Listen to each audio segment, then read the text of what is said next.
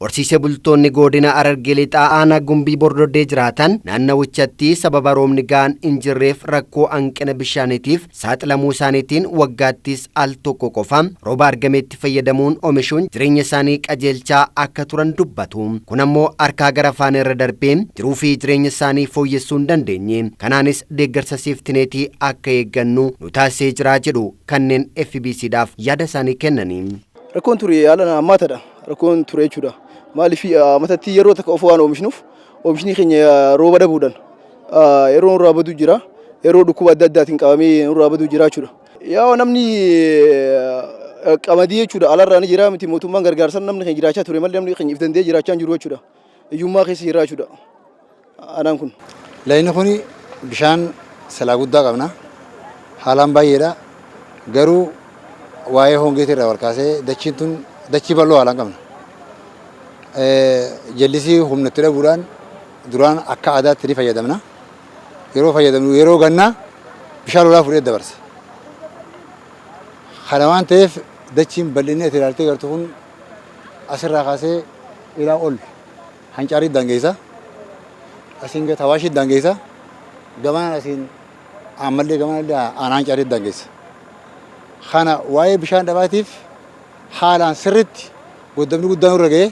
Akka naannoo Oromiyaatti qonna ammayyeessuu fi qabeenya bishaan jallisii ammayyaan qonnaan bultoonnii fi horsiisee bultoonni akka irraa fayyadamaniif xiyyeeffannaadhaan hojjetamaa jira. Lagni gololchaa godina Harargee Lixaatti argamus horsiisee bultoota aanichaa fayyadamoo akka taasisuuf ijaarsi piroojeektii jallisii ammayyaa tibbanam pirezidaantiin naannichaa obbo Shimallis Abdiisaa bakka argamanitti eegaleera.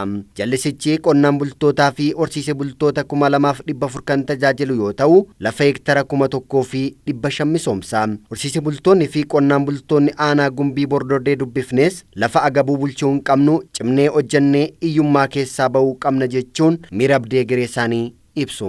Akkanatti kuduraa fi muduraa waan akka dinnichaa, qullubbii diimaa, adii, qayyasir, kaarotee adda addaa waan irraa oomishna jiruun hamilee takka ofitti godhee anillee uf qopheessee uf duraaf bira dhaabbachuun qabaa jee humnalleedha waan hin qabuun bira dhaabbadhee gargaaruun qabaa jeetiin bira dhaabbachuu jira.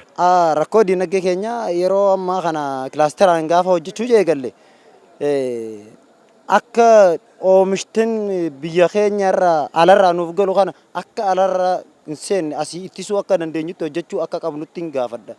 Akkuma guutuu biyya keenyattu biyyi keenya gadi bu'aa waan ta'eef kutuu qabnaa oomishni gimmaashni haa galuu malee gara beelaa kanaan fa'aa hongee kanaan akka guddatee calla guddistuun akka keessa oomishamuun barbaada. Qamadii waan akka sindee, garbuu, xayaa fi kaakkanaa kana fa'aa irraa oomishuudhaaf asirraa kaasee kanaan hamilee qaban. Oomisha kuduraa muduraa ta'uu waan lafti keenya taatu mara ogeessi laalee ogeessi misooma qonnaa laalee waan lafti keenya taatu waan isin mixii isii gaddusan irra fayyadamanii abdii qabna qophoonee jira. Waggaatti yeroo lama oomishuun naannoo gammoojjiitti rakkoo wabii nyaataa ture furuuf hojjetaa jirra kan jedhan immoo hoogganaa biiroo qonnaa fi qabeenyummaa Oromiyaa obbo Dhaabaa Dabaleeti. Egaa akka naannoo Oromiyaatti hojiin jallisii babal'aatu hojjetaa jira. Bara darbe akkuma beekamu bajeta gara biliyoona 15 oliin hojii jallisii hojjetaati kan turre. Bara kana immoo dachaadhaan isaa olitti daballee jirra. Jallisiiwwan gurguddaa kan akka malaalaa jirrus kan dabalees mootummaa federaalaatiinis mootummaa naannootiinis hojiin hojjetamu baay'ee bal'aadha. Hunda caalaa immoo jallisiidhaan misoomsuudhaaf kan akka qamadii, kan akka muduraaf kuduraa adda addaa irratti xiyyeeffannoo adda addaa kenninee jirra.